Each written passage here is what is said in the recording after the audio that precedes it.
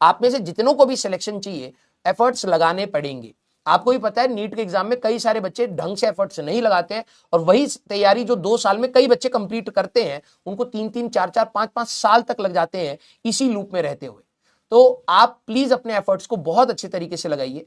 मुझे पता है कि बीच में अभी क्या होता है ना कि थोड़ी हवाबाजी रहती है बच्चों के अंदर, ये करेंगे वो करेंगे, ऐसे हो जाएगा वैसे हो जाएगा, बाद में ऐसा लगता है पूरी 11वीं ही खराब कर ली।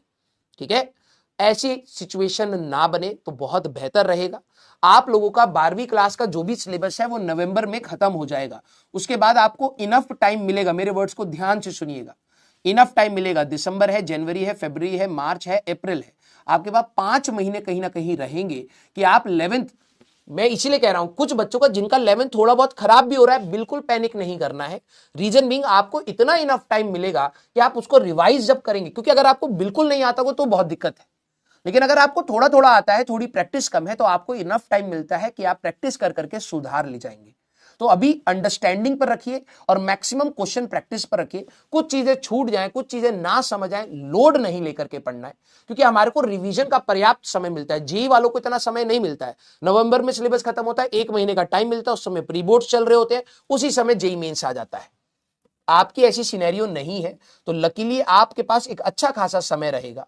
कोशिश करना है बेटा कि आप अपना मैक्सिमम से मैक्सिमम क्लास 11th को पकड़े, क्योंकि 11th का सिलेबस फिजिक्स का, केमिस्ट्री का, बायो का बहुत ज्यादा है as compare to class 12th। 12th में सिलेबस कम है, समझ रहे हैं? 12th का सिलेबस आपको काफी कम मिलेगा as compare to class 11th। तीनों सब्जेक्ट की मैं बात कर रहा हूं। तो आपको बस ये नोटिस करना है कि हाँ यार, जब सर बोल रहे हैं तो उसको अभी क्लास में फुल कंसंट्रेशन के साथ सुन लेते हैं। जितना आप क्लास में फुल कंसंट्रेशन से सुनोगे उतना ही कम आपको रिवीजन करने की रिक्वायरमेंट रहेगी। कई बच्चे होते हैं क्लास में कंसंट्रेशन नहीं होता है, फिर कहते हैं सर मैं क्लास भूलता चला जा रहा हूं। होएगा भाई, तेरा कंसंट्रेशन नहीं है ना, तो जो भी चीज पढ़ रहा है वो तेरी टेम्पररी मेमोरी में आ रही है और फिर माइंड ऑटोमेटिकली उसको डिलीट कर दे रहा है। जब तू उसको ढंग से कंसंट्रेशन से पढ़ेगा तो दिमाग को लगेगा कि हाँ यार ये इंपॉर्टेंट चीज है, उसको वो परमानेंट मेमोरी में शिफ्ट करता चला जाएगा। और जो चीज लीक भी हो रही है तो रिवीजन के साथ उसको परमानेंट कर पाएगा। आप लोग डॉक्टर बनने वाले हैं, आपको ये सारी चीजें पता है कि दिमाग कैसे फंक्शन करता है। कई चीजें आप उसको परमानेंट मेमोरी में डालने के लिए आपको एफर्ट्स लगाने पड़ते हैं, कुछ चीजें ऑटोमेटिकली चली जाती हैं, है ना। कुछ बच्चों को नंबर्स याद रहते हैं, कुछ बच्चों को गाड़ी का नंबर याद रहते हैं, कुछ बच्चों को डेट ऑफ बर्थ लोगों के याद रहते हैं, बर्थडेज याद है, एनिवर्सरीज याद है। सबको, सबके लिए परमानेंट मेमोरी का जो स्कोप है, कईयों को याद नहीं होते, कईयों को हो जाते हैं, एक बार बोलोगे याद हो जाते हैं। तो आपका दिमाग कैसे फंक्शन कर रहा है उसको जरा नोटिस करिए। आप कुछ चीजों को अगर भूल जा रहे हैं, दैट मींस आपका दिमाग उसको टेम्पररी मेमोरी में रख रहा है। आपको ट्रेन करना पड़ेगा अपने दिमाग को कि वो टेम्पररी मेमोरी से परमानेंट मेमोरी में शिफ्ट हो। कुछ बच्चों को बहुत कम रिवीजन की रिक्वायरमेंट होती है, कुछ बच्चों को बहुत ज्यादा रिक्वायरमेंट होती है। अगर आप एक ऐसे स्टूडेंट है जिसको बहुत ज्यादा रिक्वायरमेंट है रिवीजन की और आप नहीं कर रहे हैं जानते हुए भी, तो आप गड्ढे में ही तो गिर रहे हैं। ये सुनो, और मैं लिटरली बता रहा हूं, आप इस तैयारी को 2 साल में बहुत अच्छे से खत्म कर सकते हैं, बहुत स्ट्रेस फ्री होकर के खत्म कर सकते हैं। लेकिन आपके ही एक्शंस इस तैयारी को लंबा बना देगा। और लिटरली बता रहा हूं, मैंने बहुत सारे ड्रॉपर्स को पढ़ाया है। इतना आसान बात नहीं होती बीइंग अ ड्रॉपर और एक अच्छा एग्जाम में अच्छी रैंक निकालना। आसान बात नहीं होती। आसान बात ये उससे बहुत लाख गुना बेटर है कि आप 11वीं 12वीं में ही निकाल लें। आपको लगेगा सर मिसमैनेजमेंट होता है, स्कूल का प्रेशर रहता है, ये नॉर्मल है। आपके दिमाग में पता नहीं किसने सेट कर दिया है कि ये नॉर्मल नहीं है, ये नॉर्मल है। हम लोगों ने भी अपने टाइम में इस चीज को फेस किया है और उसके साथ तैयारी करी जाती है और होती है और सिलेक्शन भी होता है। आप अपने अपने जब आपका रिजल्ट आएगा आप देखना कि आप ही के बैच से कितने बच्चे लक्ष्य से ही निकल करके सिलेक्शन ले लेंगे। फिर उन्होंने भी तो किया होगा ना यार, वो अभी भी कर रहे होंगे ना यार, तो आप उसमें से क्यों नहीं है? आप क्या जबरदस्ती इस तैयारी को, क्योंकि आपके एमबीबीएस के बाद की भी जर्नी बहुत लंबी है भाई, क्या आप 11वीं 12वीं की तैयारी को ही एक्सपेंड कर देना चाहते हैं कि वो जर्नी आपके लिए बिल्कुल टॉक्सिक हो जाए, आपको लगे यार मैं पढ़ता ही जा रहा हूं पढ़ता ही जा रहा हूं, कब क्लोजर आएगा इस चीज का? समझ रहे मेरी बात? तो प्लीज थोड़ा सा रेस्पॉन्सिबल होकर के चीजों को पढ़िएगा। और जो आपको दिया जाए ना भाई, वो आपके ऊपर पत्थर पे खींची हुई लकीर टाइप से होना चाहिए कि हाँ यार सर ने बोला इसको खत्म करना है, खत्म करना है। इसमें अपना ज्यादा इमोशनल फ्रंट ऐड करने की जरूरत नहीं है। जितना इमोशनल फ्रंट ऐड करोगे उतने ही साल की तैयारी खिंचती चली जाएगी। क्लियर हुई बात? यस। और मैं आप लोगों को एक बहुत बेसिक सी चीज बताने वाला हूं। जो बच्चे ना अपने आप को वीक बना रहे हैं, है नहीं, आप में से कोई वीक नहीं है, जो बंदा ठान लेता है वो कर देता है, मुझे पता है, ठीक है। कुछ बच्चे आप में से हैं जो अपने आप को जबरदस्ती वीक बना रहे हैं। है कि मेरे पास ये प्रॉब्लम, मेरे पास वो प्रॉब्लम, बेटा उन बच्चों से तुम नहीं लड़ सकते। तुमने बहुत सारे सिलेक्शन देखे हैं, जो ठेला चला रहा है, जो समोसा तल रहा है, जो अपने घर के लिए फाइनेंशियल सिचुएशन देख रहा है, उसको समझ आ रही है कि पापा ने किस तरीके से बैच लिया है, तुम उनसे नहीं लड़ सकते भाई। वो बहुत स्ट्रांग माइंडेड होते हैं और वो सारी रैंक खींच करके ले जाएंगे। अब बिलीव मी, आपको उन लोगों से लड़ने के लिए बहुत हिम्मत चाहिए। आप बहुत कंफर्ट में हो, आप उनको नहीं हरा पाओगे। अगर आप अपने आप को वीक बनाते चले जाओगे, सभी के लिए लाइफ में प्रॉब्लम्स होती हैं, लेकिन अगर वो अपनी प्रॉब्लम्स के साथ जी रहे हैं, लड़ रहे हैं, फाइट कर रहे हैं, सीख रहे हैं, और आप दूसरे एंड पर कंफर्ट के साथ भी एक्सक्यूज बना रहे हो, बिलीव मी आपके पास कोई जगह नहीं बचने वाली। वो छीन लेंगे आपसे सब कुछ। और मैं ये कह रहा हूं, वो डिजर्व करते हैं तो छीनेंगे। आप डिजर्व करोगे तो आप छीनोगे। लिमिटेड सीट्स हैं, आपको सभी को पता है ना। तो आप अपने एफर्ट्स को कम मत करिए, आप जितना बढ़ा सकते हो उतना बढ़ाइए। क्लियर? यस। मैं आप लोगों को बहुत बेसिक चीज बता रहा हूं भाई। मैंने बच्चों का जब वो स्टोरी सुनता हूं ना, मेरे को ऐसा लगता है कि भाई इनसे कौन जीतेगा भाई। अगर ये हमारे टाइम में शायद वैसा ऑप्शन नहीं था कि फाइनेंशियली जो इतना वीक हो उसके पास इतना ऑप्शन हो पढ़ने का, आज की डेट में है। वो बैच नहीं ले पाएगा, वो यूट्यूब से पढ़ लेगा, टेलीग्राम से कुछ ना कुछ जुगाड़ करके पढ़ लेगा। तुम ये सोचो कि वो बच्चा भी अगर सेलेक्ट हो पा रहा है, ठीक है, तुम उससे अपने एक्सक्यूजेस के साथ जीत पाओगे उससे? सोच लो एक बार। जो बंदा इतना एग्रेसिव है अपने करियर के लिए, उसको मौका नहीं मिल रहा है, तब भी वो मौके ढूंढ करके निकाल ले रहा है सिलेक्शन। तुम अपने एक्सक्यूजेस के साथ उससे लड़ पाओगे? नहीं लड़ पाओगे, कभी नहीं लड़ पाओगे। क्योंकि अंदर से तुम्हारे सेल्फ डिटर्मिनेशन होनी चाहिए। वो अगर आपके अंदर मिसिंग है और आप बहुत जल्दी डिविएट हो जाते हो ना, बिलीव मी आप बहुत बड़े गड्ढे में गिरोगे। और ये सिलेक्शन मैं लिटरली बता रहा हूं, ये सिलेक्शन लेना इसलिए कठिन है क्योंकि बच्चे टिकते ही नहीं। बहुत सारे बच्चे हैं सर, इतने सारे बच्चों में सिलेक्शन गया, आधे बच्चे तो हर दिन गिव अप कर रहे हैं। टिकोगे तो अपने आप सिलेक्शन हो जाएगा। और आखिरी का गेम सिर्फ टिकने का होता है। स्टार्टिंग तो हर कोई बहुत बढ़िया करता है, जोश से करता है, बीच में ही तो टिकने वाली बात आती है। और कई बार लड़ाई आगे जा करके नहीं लड़ी जाती है, वहीं खड़े होकर के लड़ी जाती है। जो कभी भी मिड ऑफ द सिलेबस है ना, तो आपको टिके रहना है और वही वहां पर जीत है। समझ रहे हो? तो कई बच्चे जो गिव अप करते हुए जा रहे हैं, मेरे से नहीं हो रहा नहीं हो रहा, तो भाई छोड़ते चले जाओगे और क्या होगा। आप लोग प्लीज, आप लोग, सर एक्स्ट्रा टाइम नहीं मिल रहा है सॉल्व करने का।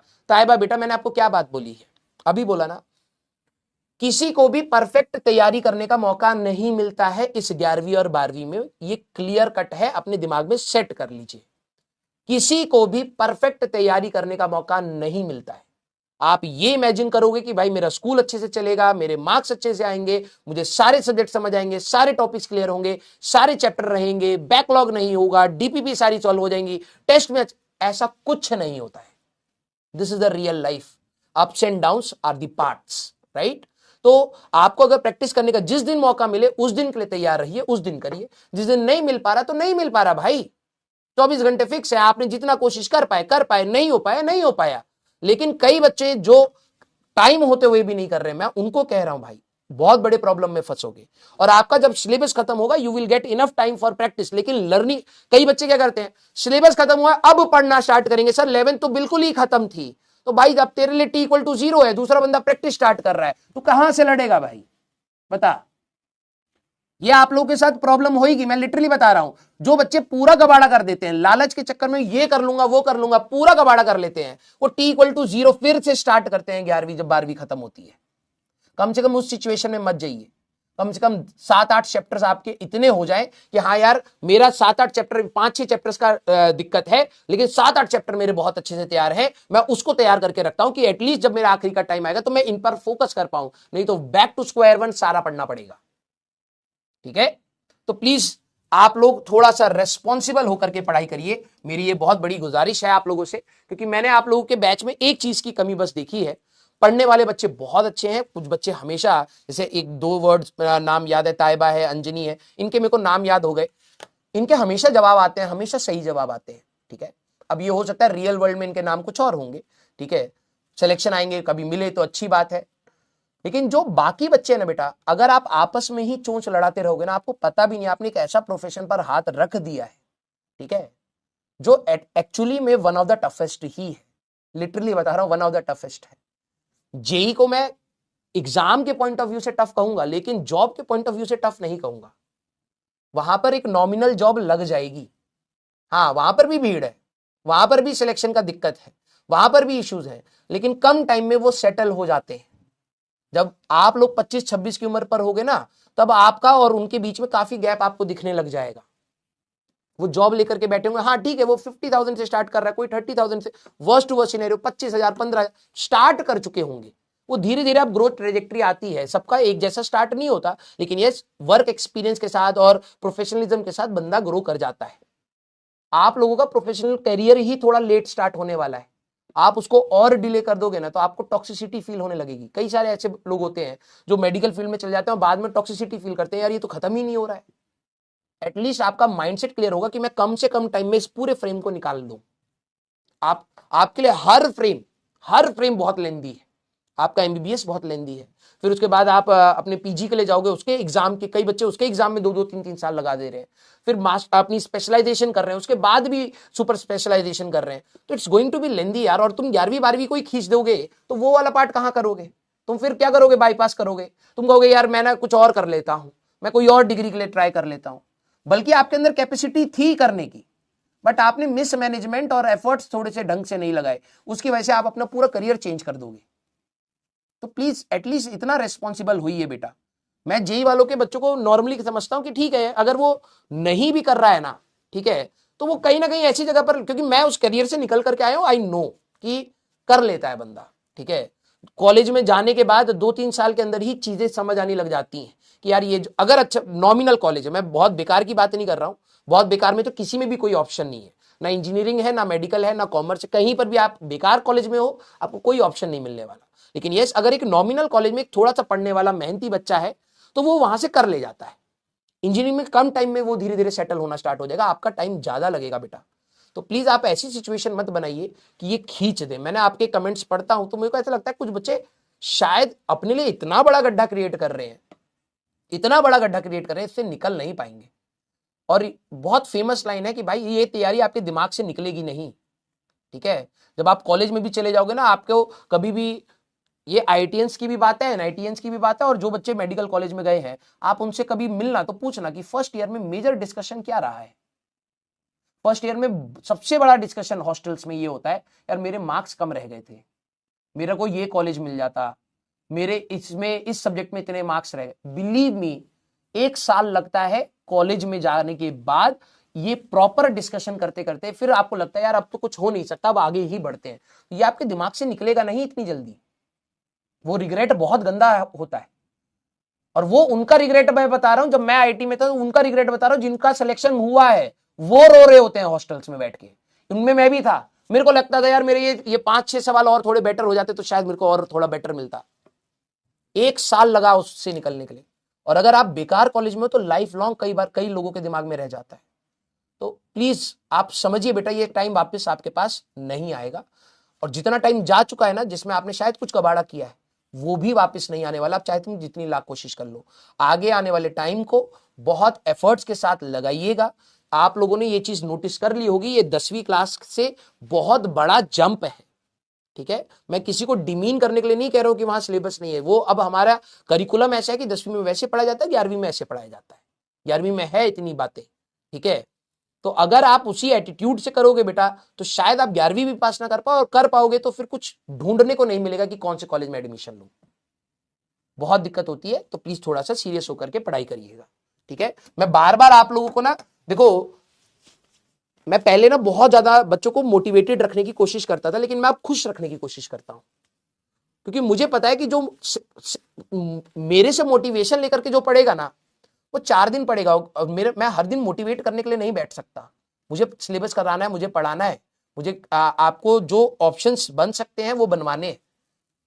एक्चुअली में आपके अंदर सेल्फ डिसिप्लिन और सेल्फ मोटिवेशन ही मैटर करता है।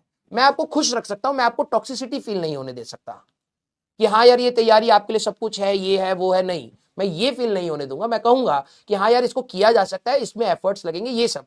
लेकिन अगर आप डिपेंडेंट हो जाओगे कि दूसरा कोई मोटिवेशन दे तो आप पढ़ोगे, बिलीव मी आज नहीं तो कल आप गिर जाओगे। क्योंकि कोई भी आपके साथ through out the phases, all phases of life में नहीं खड़ा होकर के सपोर्ट करेगा, चाहे आपके वो पेरेंट्स ही क्यों ना हो। लिटरली मैं बता रहा हूं, इसलिए नहीं कि वो चाहते नहीं है, इसलिए कि शायद वो कभी कभार उस सिचुएशन को समझ ना पाए। आप क्या फील कर रहे हो, आप कैसे परेशान हो, शायद पेरेंट्स ना समझ पाए। समझते तो वो डेफिनेटली हेल्प करते, लेकिन समझ ही नहीं पाएंगे और आप बोल ही नहीं पाओगे। तो आपके अंदर खुद से डिटर्मिनेशन होना चाहिए कि यार मेरी प्रॉब्लम्स हैं, मुझे ही सॉर्ट आउट करके सुधार लेनी चाहिए, अदरवाइज मेरे को ही प्रॉब्लम्स बाद में बढ़ जाएंगी। ठीक है, तो थोड़ा सा रिस्पॉन्सिबल होइए।